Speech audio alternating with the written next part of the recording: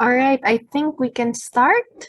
So welcome everyone and thank you for joining us today as we have the 5th meeting of our working group on smart heritage cities. Just a reminder that this meeting is being recorded and the video will be published in Positive's YouTube channel. Today we will be talking about energy communities and we will go into detail about this topic later. But before that, let me remind you of our house rules in the next slide. So please be vigilant about muting your microphones unless you want to speak or have a question, but we encourage you to please keep your videos on in order to make our conversations more dynamic. And speaking about being dynamic, we also encourage you to speak up or to write your thoughts or questions in the chat box in order for us to have a more productive conversation on the topic. So the next slide, we will see the meeting agenda. So this is how our meeting will go today. And aside from the chat box, we will also be using Slido as a means of interaction. So in the next slide, you will see the 2 ways to join. So the first way of joining is by opening slido.com in your browser and entering the code Energy Community, or by simply scanning the QR code that is right there on screen, which I am also doing now. So on Slido, we have actually launched the first poll already, as I see that there is 20 participants right now. I do believe we have the time to have a roundtable of introduction. So the next slide, we will see what we are asking you during this roundtable of introduction. So you can either, no, actually to check if you have access to Slido, please also still introduce yourself via the Slido poll. And right now we are also gonna do a quick roundtable of introduction. Please mention your name and your organization or city and the initiatives you have in place related to smart heritage. So I will be calling out your names based on how they appear on my screen. So of course, I would also like to introduce my colleague, Maria Sancho. So please introduce yourself.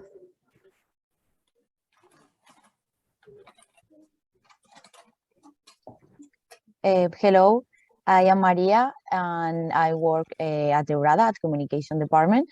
And well, I will be hosting this meeting and I will support any difficulty or anything that you need. Thank you, Maria. Next name that I see is Suzanne. Suzanne Ewenhouse, if you could please introduce yourself. Yes, sorry. Wait.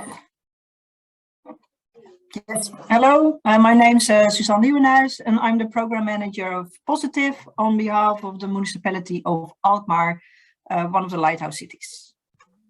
Thank you, Suzanne. And we have Alma Serica.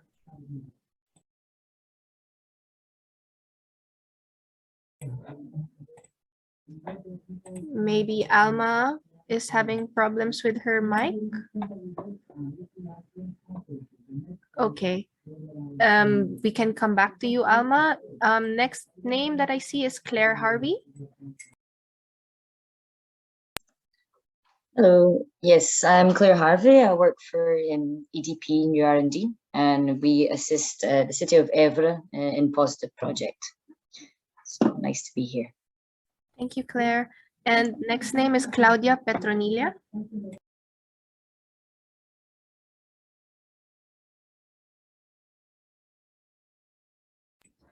Claudia, are you there? Okay, the next name that I see is also actually one of our speakers today, Miss Dora Biondani. Hi, good morning, everyone. I'm Dora Biondani. I work for Climate Alliance and I coordinate the Energy Poverty Advisory Hub.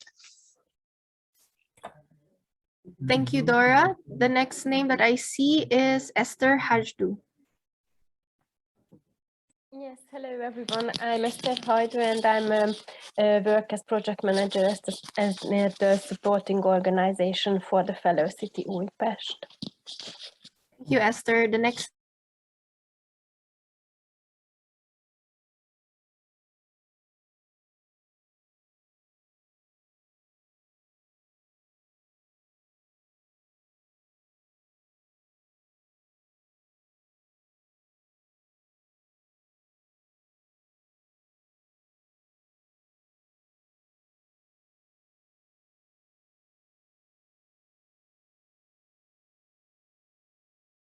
have two citizen initiatives in our territory already.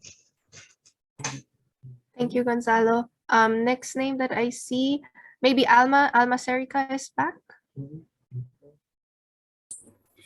Yes, please. Yes. Nice to meet you all. I am from the municipality of Arezzo.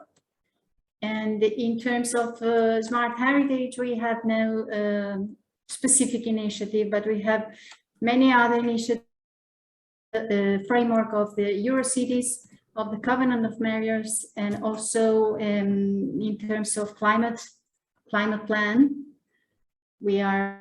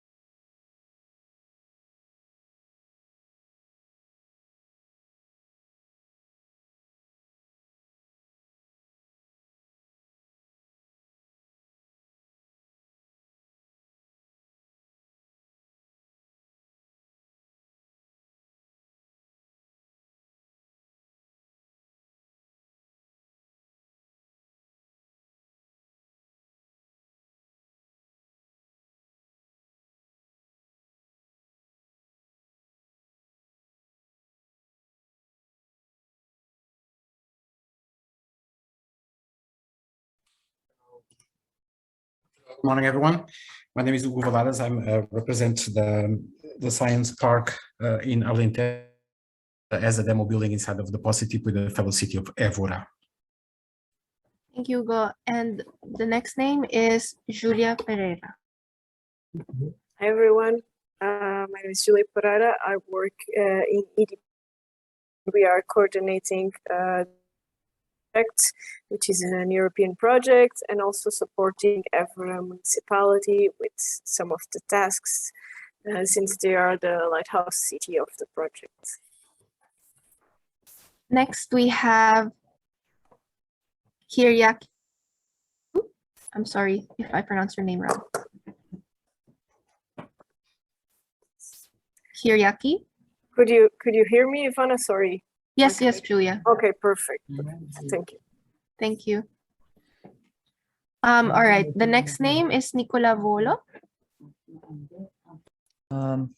Yeah, good morning, everyone. It's a pleasure to meet you all. I'm Nicola Volo from Icons, and we are in charge for the communication of the Positive project. I mean, we as Icons. I'm not speaking of myself as a we. Thank you, Nicola. The next name is Boruk Yurisik. Yes, hello.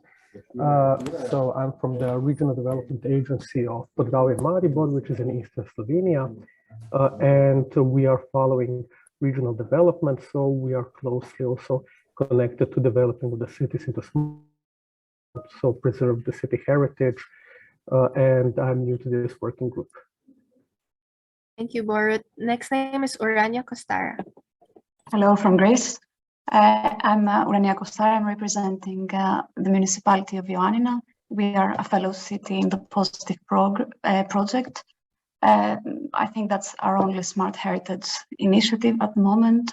We have a couple of smart city initiatives, some pilot platforms, digital applications, and smart intervention at the traffic lights system. And we are also participating, the municipality of Ioannina, to developing energy communities. So we are very keen on today's subject. Thank you, Urania. Next name is Nuno Bilo. Hi, my name is Nuno. I'm representing the municipality as a site manager of the project with the EDP also.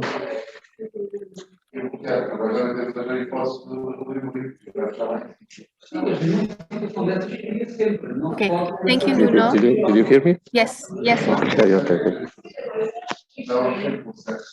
All right, and our next name is Paula Santos. Hello, my name is Paula. I work in the municipality of Évora. and I'm also in project regarding the external relations of this project. Thank you.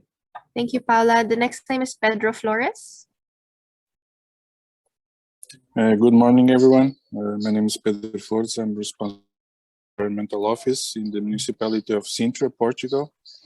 The approach of the municipality of Sintra regarding the climate action is similar to the other municipalities. We are part of the Covenant of Mayors. We have made the first objective of 2020. We have reached the 20% goal, and we are now elaborating the SECAP for the 2030 objective. Thank you. Thank you, Pedro. The next name is Petros Podaras.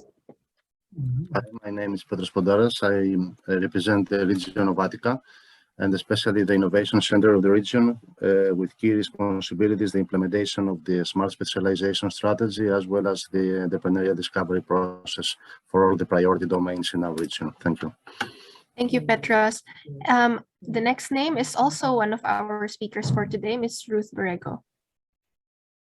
Hello, everyone. Ruth Borrego from the Andalusian Energy Agency, and we are the leader partner of POWERTY project that I am going to present today. So I will tell you a little bit more about this. Thank you. Thank you, Ruth. We are looking forward to that. The next name is Sauro Saraceni.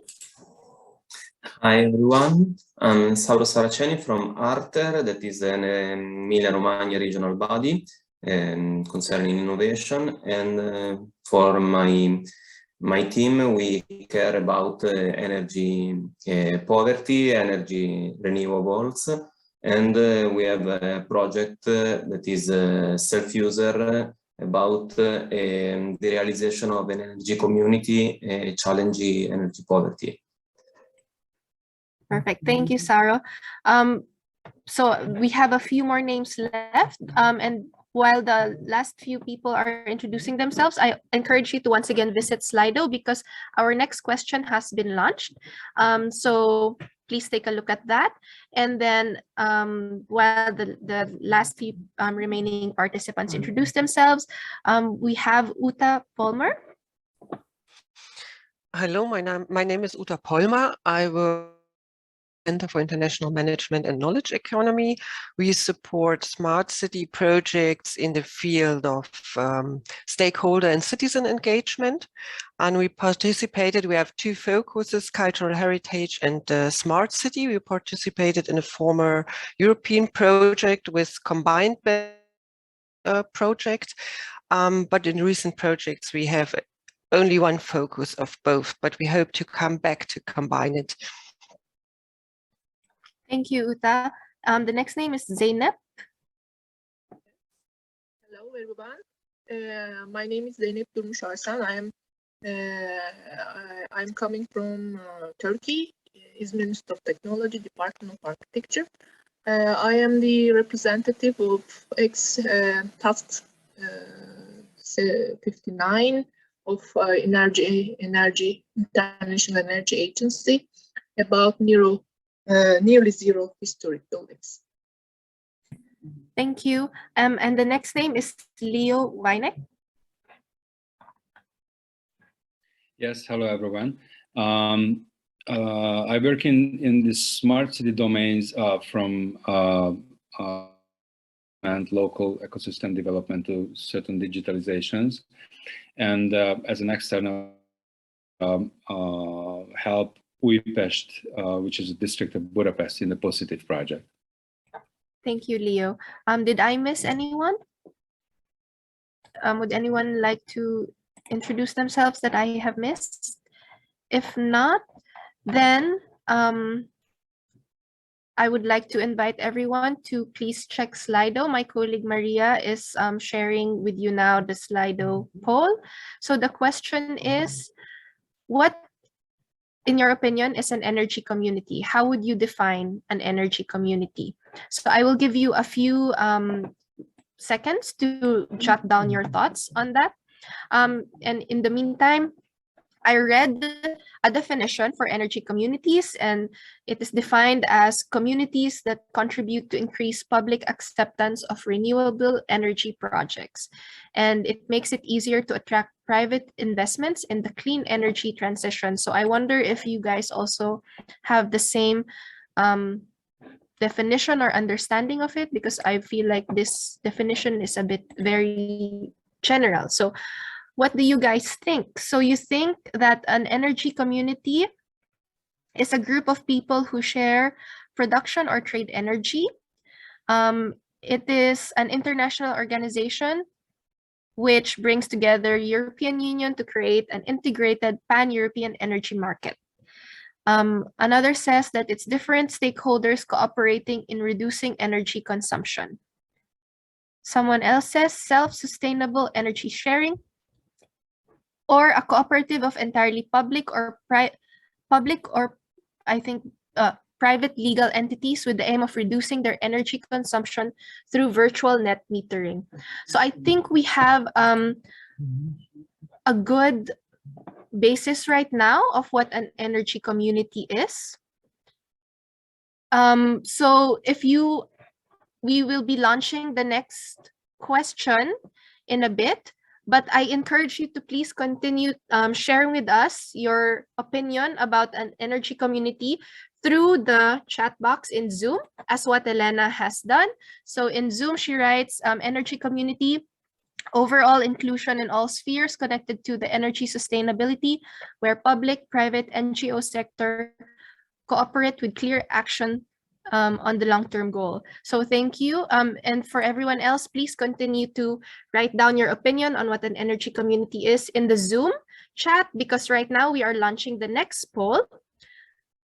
And the next poll asks, does your community, city, or region have initiatives in place to combat energy poverty?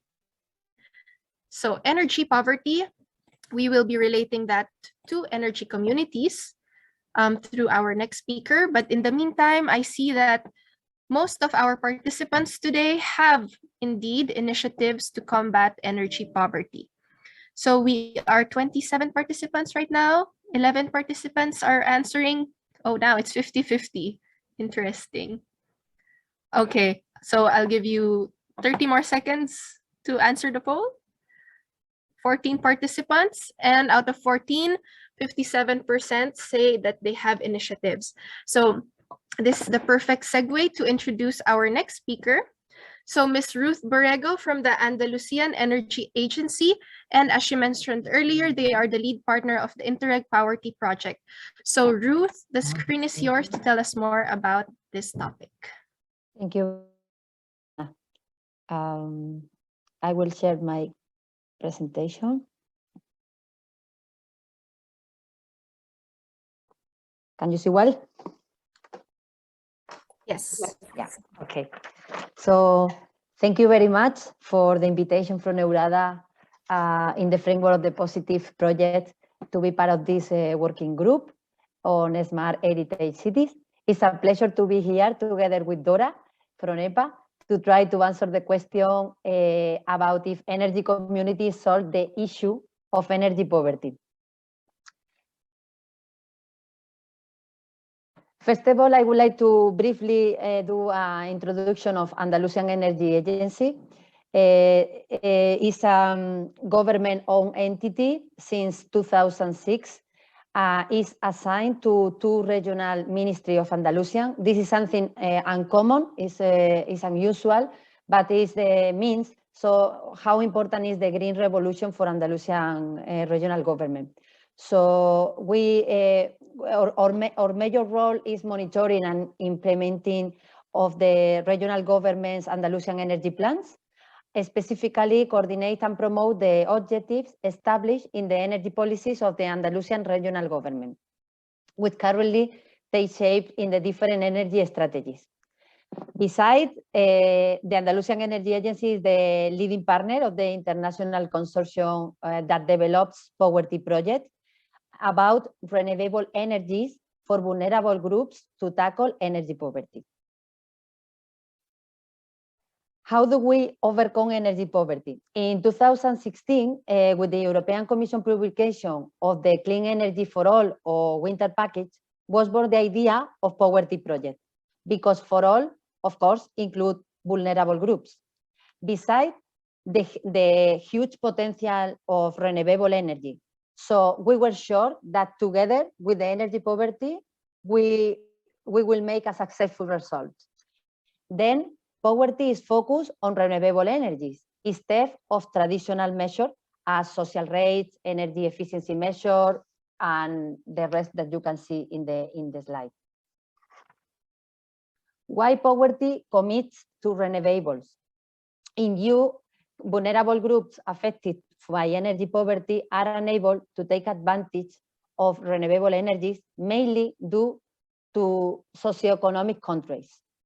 The complete decarbonization of the EU economy and energy system will be only possible if this group also integrates renewable energies. POWERTY emerged with the idea of improving policy instruments to make easier for vulnerable groups to use renewable energies and to reduce the level of energy poverty in Europe. And also POWERTY is aligned with the EU policies, which recognize that the energy transition needs to be fair for those parts of society that are more vulnerable.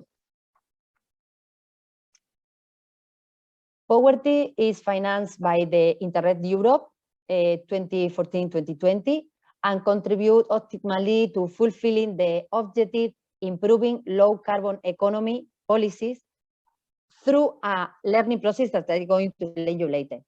The total budget is about €1 million. The duration of the project is 48 months. We are now in the month 31. The consortium is compounded by 6 partners from 6 different countries that I am going to present you in the next slide. The POWERTY consortium is made up of entities from different European regions and with uneven levels of energy poverty and renewable energies. On the one hand, the consortium includes regions of the countries with the highest rates of energy poverty, Bulgaria, which is represented with the energy agency of POWERTY. On the other hand, regions of countries that have been benchmarked in the fight against energy poverty has also been included, such as the University of Manchester as advisory partner, which was involved in the European Energy Poverty Observatory. The rest of the project partners are in Lithuania, the Public Investment on Development Agency with a wide experience in financial mechanisms. In Poland, the agglomeration of All Trust is a federation of 21 municipalities with wide experience in empowerment of citizens and local authorities. France, with the Agency for the Environment and Energy of the Auvergne-Rhône-Alpes region, with wide experience in normative and regulation, and the Andalusian Energy Agency in Spain as leader of the project, and also with wide experience in renewable energy technology, together with the Energy Agency of POWERTY in Bulgaria. The objective of POWERTY is look for facilitate that vulnerable households have a safe, clean, and affordable energy supply based on renewable energy through 4 topics. The first one, identify the renewable energy technologies, tools, and methods that are best adapted to the vulnerable groups, including urban energy system and self-consumption system.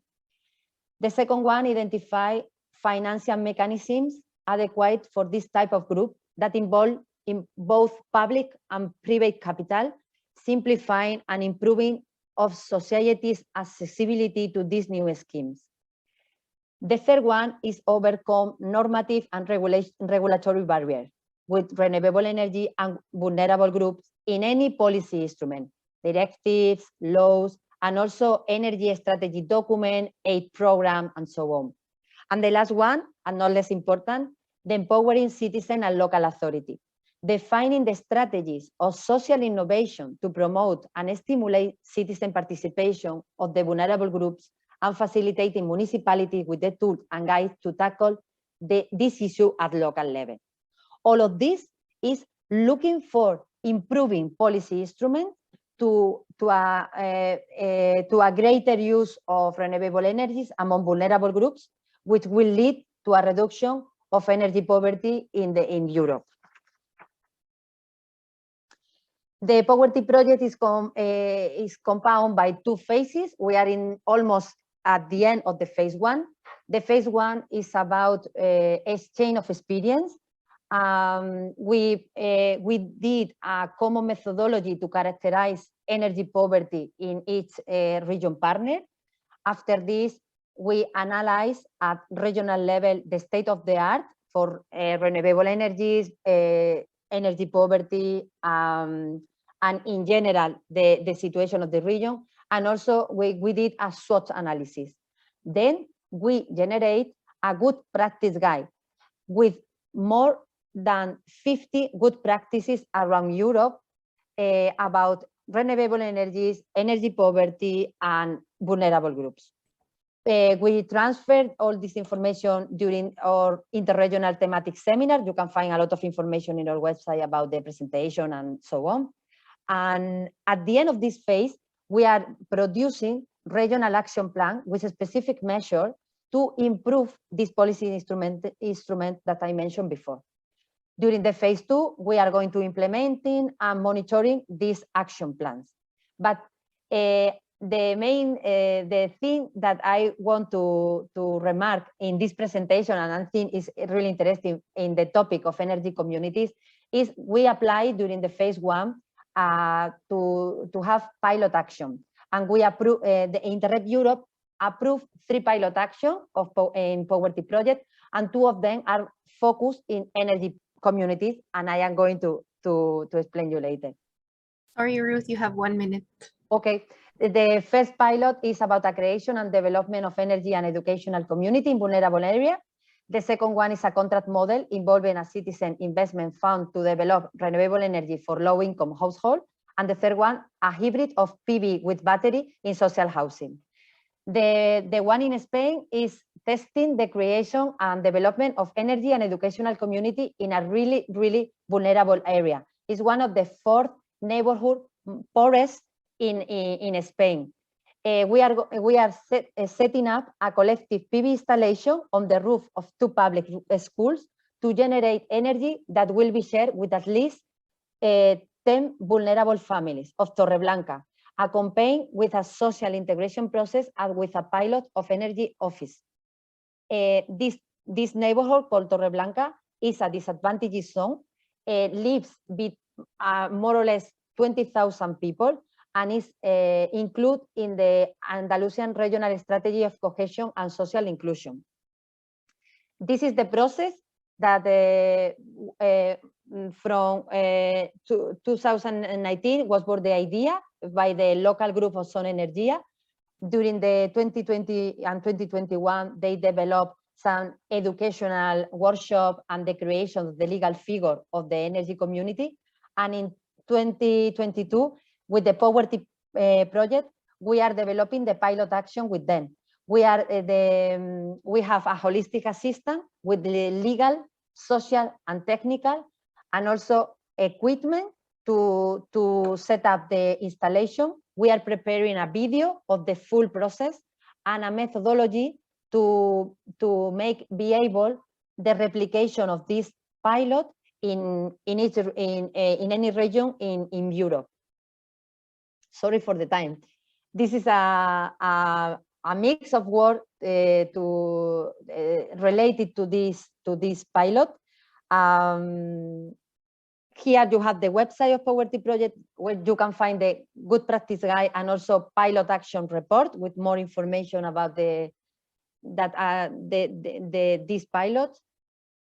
And also mention that the POWERTY project is now in the Atlas of the Energy Poverty Advisory Hub.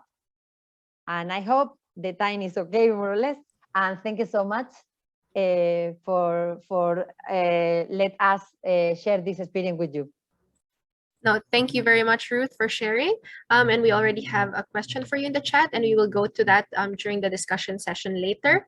In the meantime, I would like to introduce our next speaker, Ms. Dora Biondani from the Energy Poverty Advisory Hub. Dora, the screen is yours. Thank you. Good morning, everyone. I will start sharing my presentation, and I hope, is it visible? Yes, if you in could. the full screen mode. Okay, yeah, exactly. I will move it. Okay. You see the presentation, right? You don't see the double screen. Yes, we see the presentation. Perfect. Good. So today I would like to start the introduction a little bit, reviewing what is the concept of energy poverty together, and then moving on with what are local solutions that can be adopted to tackle energy poverty, and just mention a little bit what the Energy Poverty Advisory Hub specifically does for you. So as many of the people probably knows, the definition of the Commission is still ongoing, but we can assume that energy poverty is considered like a situation in which households are unable to access essential energy services. This is a quite broad definition that encompasses completely the point that energy poverty is a social technical challenge that presents a multifaceted aspect that move from the heating and cooling of houses, so a more technical point, but it also involves the well-being of people, the social inclusion, and specifically tackle vulnerable consumers. If we go at the household challenges, we can see that there is a simplification that can be done. We can see that the household are facing a problem with energy efficiency, the energy prices that is going to be exacerbated also by the geopolitical situation nowadays, and the income level of the family. How can we introduce energy communities to this? Let's see where it is. So let's move here. So energy communities are defined as realities that can tackle environmental, economical, and social aspects. So with all these three elements, they can perfectly match and fit in what are the different challenges of energy poverty. If we go from a broader spectrum, when we identify and define the solution from energy poverty, the Energy Poverty Advisory Hub embrace a methodology that identify different phases, like the diagnosis, where we investigate what is the different type of energy poverty in the local context, till planning, where there is the needs to include the social aspect in the climate plans, till implementing at the end, that it's the last phases where plans are actually converted into action. To then identify the different components, we decided to divide the soft components, hard components, and financial, administration, and legal components that basically give you a spectrum of what can be done, from more awareness campaign raising, capacity building, to specific introduction of technologies, till identifying financial instruments that can support the implementation of projects. Where you can find inspiration. The Energy Poverty Advisory Hub put at the service for everyone a couple of instruments that are online on our website. The first one is a report. The report has selected 24 inspirational cases from different areas across Europe and provides additional information about them. The plus of the report is that these 24 cases are translated in all European Union languages. So if you have local governments that are struggling a little bit with English, it's the best tool to give them a glimpse of what are the local solutions. However, there are even more cases in the EPA Atlas online. At the moment, there are around 250 case studies reported there that can be accessed through the local maps, but is meant to be a participatory tool that will increase in the upcoming years. So if you have any ongoing project or finished project that you would like to submit in order to be part of the Atlas, we welcome you to go on the website and file the submission template. To give you an idea and focusing on energy communities, for example, on the report, you can find the Lightbringer Foundation. It's a project developed in Hungary that focus on the energy communities, but includes more the aspect of capacity building.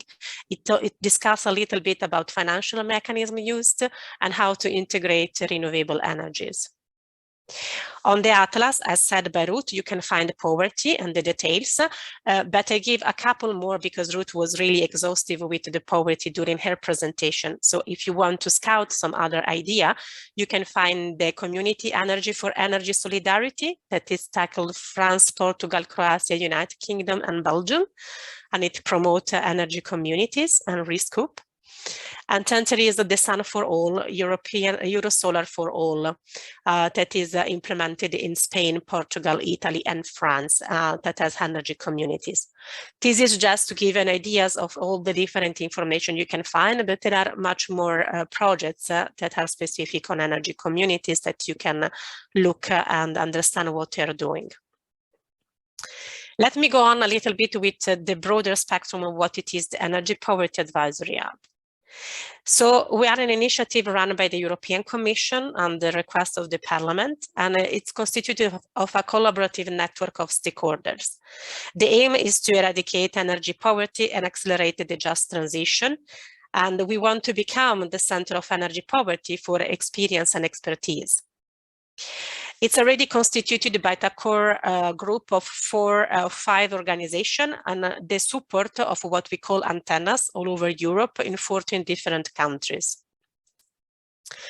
What we want to do is to focus at the local level, so work specifically with local governments and support them in creating synergies with all the other levels of the government, national, regional, and then of course the European Union. The tool we utilize to engage, it's the condivision and sharing of research and practical guides that can give information on how to implement concrete action, how to start.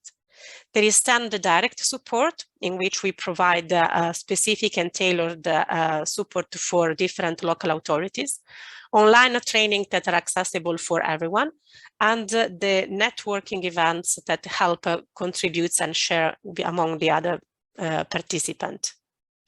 As said, we have seen the report and the atlas. At the moment, it's also available on the website, a first introductory course about energy poverty and EPA of the estimated duration of 1 hour. And as said, it's open for everyone. It will stay open all over the time.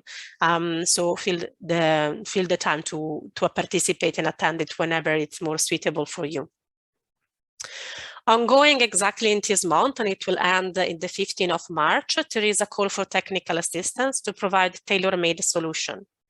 The call is accessible on the website you can see on the screen, and you will then have it shared in the presentation, and you can find all the information on how to apply. It is meant to tackle local governments and organizations from all Europe with the idea to produce effective local result. What is going to happen is to have 9 months of tailored support. I decided to illustrate here because, for example, asking support on how to develop energy communities or how to identify in a more concrete way vulnerable consumers, it's part of what it can be asked as technical assistance. So all the topics we are discussing today, if you are facing some particular difficulties and you want an external and dedicated support, are accessible through the technical assistance. As said, is still ongoing. The deadline is the 15th of March. However, the estimated time to submit the proposal, it's only 2 working days. So it's not too late if you're interested. On top of this, there is going to be the help desk. The help desk, it's always accessible, and you can contact info@energypoverty.eu. And the main usage of this tool is to ask more general information, and we can give you indication on where to find information about it. More content will come, of course, in the upcoming months and years, starting from the handbooks. As said, these are very technical and specific guides that can help you start your action. There will be 3 handbooks. So the first one will be released in a couple of months, and will focus on diagnosis and how to identify energy poverty in your local context, define the indicators, and especially for who is the signature of the Covenant of Mayor, there is been a jointly analysis of the different indicators.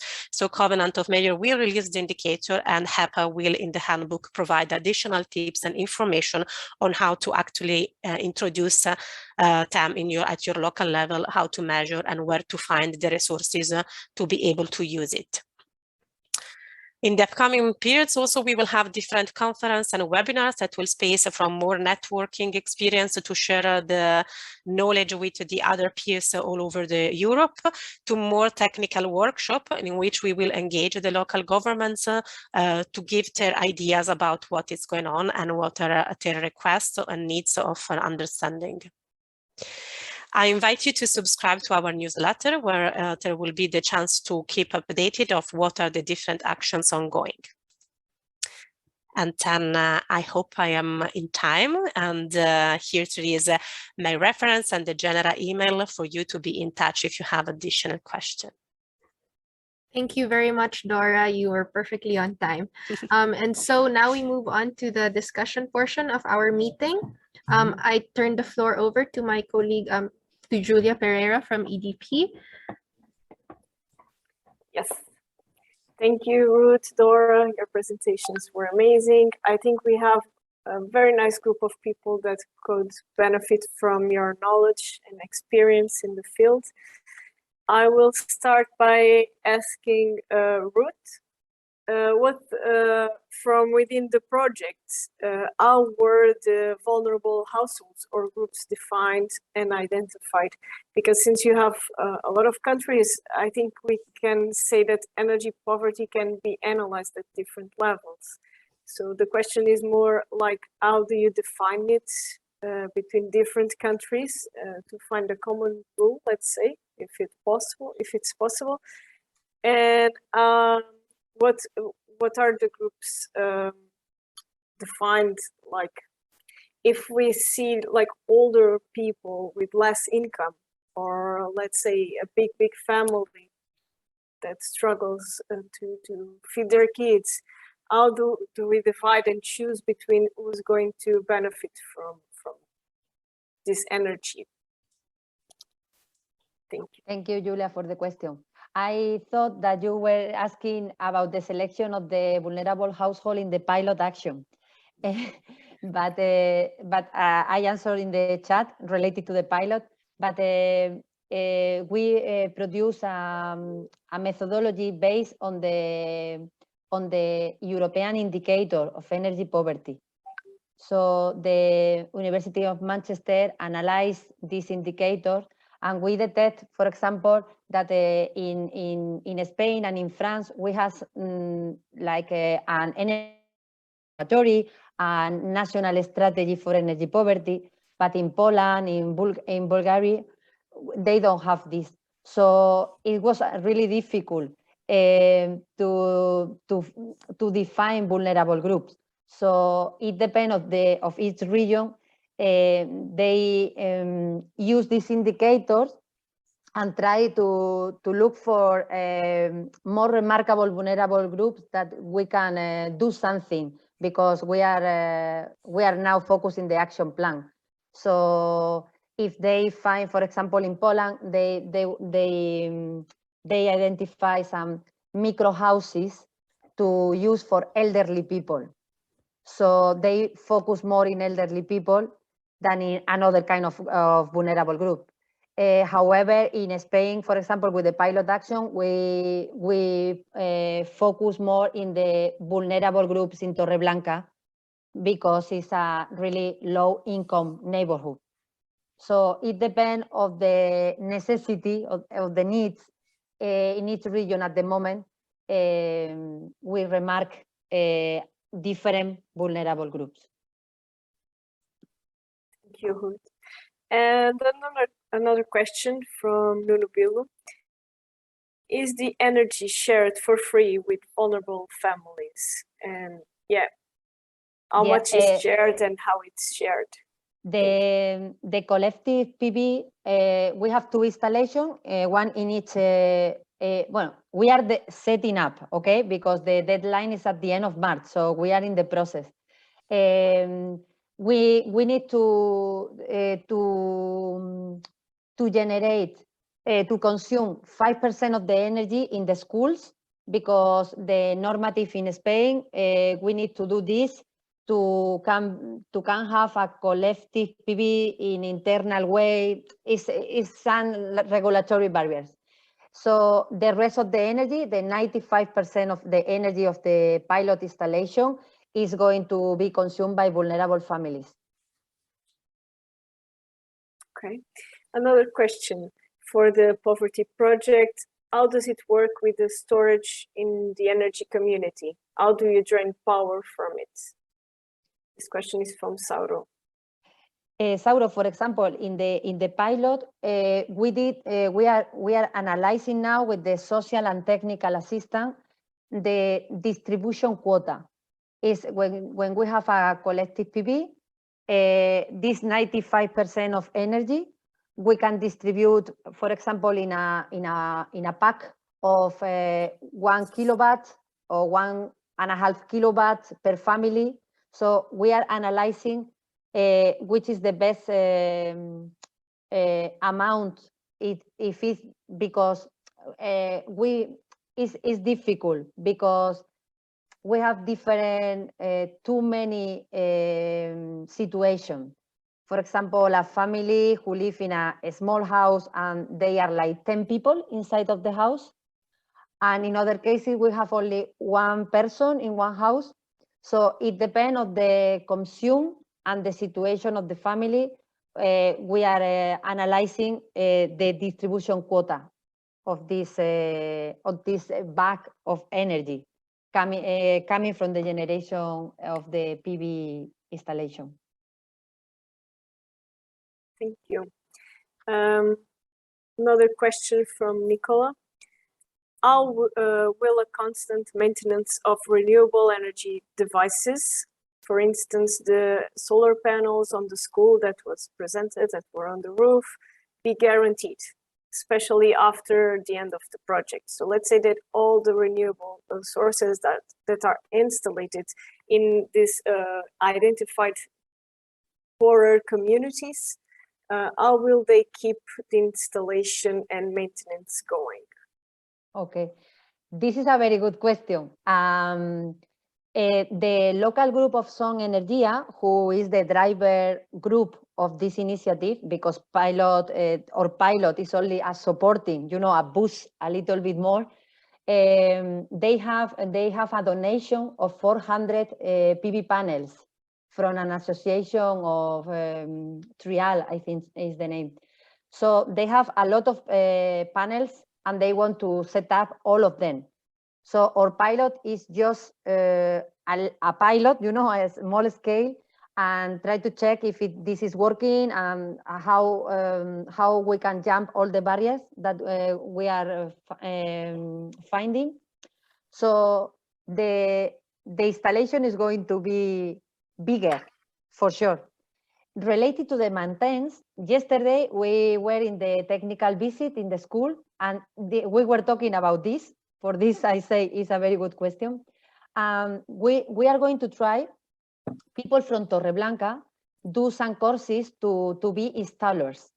So we discovered that they need to have an extra training about how to work in height, buildings, and other things. If we include this in this training, we can have people from these courses to maintain the installation for every year. So could be possible the end of the training, the action to complement the training be the maintenance of this installation in Torreblanca. Nicola, I think this was a very structured answer. I think we can pass to the next one. I will start by asking a question to Dora. So in the beginning of our presentation, almost half of the persons that are attending this meeting said that their cities or municipalities or regions don't have an energy poverty plan. Okay, after your presentation, could could you say how can they start doing something or supporting their municipality to start tracking the way to develop some measures and tackle energy poverty in their regions? Yeah, sure. So basically, all the different instruments we are developing are for this specific context. So it depends on the level. I mean, they don't have energy poverty in their plan, but there can be all still different levels. So there can be local governments that are more aware of the situation. So they have a complete perspective of what is going on, and they want to understand how to convert it inside the plan. As much as there can be local governments that are still wondering and try to understand better what it is energy poverty and how to define it. Of course, for each one, it's a different approach. It can be starting by the training courses where there is going to be explained the definition and also the different parameters that can be used. It can be using the handbook that we will release and understanding better the indicators developed by EPA and the Covenant of Mayors. That I believe it's the same indicators Ruth mentioned, because EPA is building on the experience of the observatory that was before. Or if they feel that they already know something about energy poverty and they have a clear idea of what they want specifically, they can apply for the call. The call, of course, if awarded, you are assured that in 9 months you will have reached what is your goal and the outcome. So let's say it's the more comprehensive approach. By the way, there is the call ongoing, but there will be another one next year. So in case the local government has still to understand, they maybe can start trying by their own with the different tools or engage in the help desk, and they can feel more confident to apply to the call next year with a more specific proposal. But really, I will suggest to follow the resources, and still, if there is some confusion from where to start, just drop an email to the help desk detailing your ideas, and we can give you the flow to follow, like start from the course or start from this webinar. By the way, the energy poverty website is not specifically only on EPA itself, but we welcome input from all the different members from the network. So there are not only our courses, but there are accessible tools that have been developed all over Europe and sometimes also at national level, so in the national language that maybe are more feasible for that. Thank you. Thank you, Dora. One question from the audience. So Nuno is asking, will the municipalities that receive technical assistance have to commit to the implementation of the outlined measures?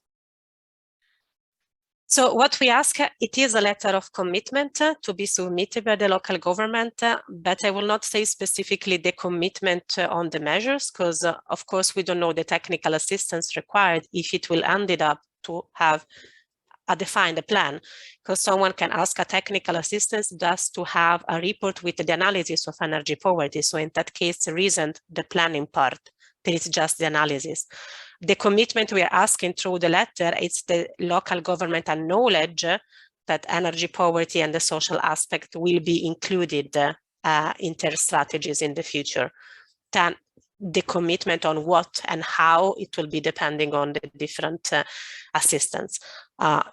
If the assistant, it's can you help us include it in the planning? Yes, in that case, the commitment will be, okay, we helped you to the planning. Now the planning, it will be nice to be stick to it. But let's say that for us, it's to trigger a circle, a virtual circle. We will not, the 1 year after the closure of the technical assistance, we will check and see how it's going on the local government, but it's more for us to understand how to recalibrate the action and support more than actually a very strict check on it. Thank you, Dora. So do you think that municipalities that don't have absolutely anything planned, or the ones that have something, they both can ask for different types of help. Perfect. Yeah, they both can ask. The call has been written in a very broad way. So it can space from, I don't know, as said, the diagnosis, but also if someone already have a clear pictures and maybe is struggling to understand which financial tool is more available, can ask and details, okay, we know what is going on, what we're struggling is to find funds or mobilize funds. Can we have an analysis of what are the most feasible financial tools, also if there is an innovative financial instrument to help us? This is just one of the examples, but it can be really also very technical, like we have energy poverty, we are struggling to find which technologies can serve and have the higher impact, or if energy communities is worth, or if it is better a one-stop shop or other things. These are a little bit more technical. Thank you. Question from Alma, if this will be recorded. I think so. Eurada was recording in the beginning. One more question for Dora. The technical assistant and the desk help are designed specifically for a first planning idea, the upgrading of ongoing local project ideas. I think this is aligned with your answer right now. And yes, that's it. All the questions are done. Thank you, everyone. I'll pass to my colleague, Ivana. Thank you, Julia. And again to Ruth and Dora for the presentations and with us today. As a reminder, we have created this working group to share exactly what we have discussed today. And the next meeting of our working group will be in mid-May. And the topic will be about citizen engagement. So if you have any further ideas or questions about the topic that you would like us to discuss, please send me an email. And as we have mentioned, this session was recorded and the presentations by our speakers will be sent to you in a later email. So if you don't have any more comments, if anybody would like to share anything else that they have learned or thought about our topic today on energy communities or energy poverties, we could give the floor to you. If not, then once again, thank you everyone for your time. And I wish you a happy afternoon and a happy weekend. Thank you. Thank Bye. you. Thank you. Bye-bye. Bye bye. Bye bye. Bye-bye.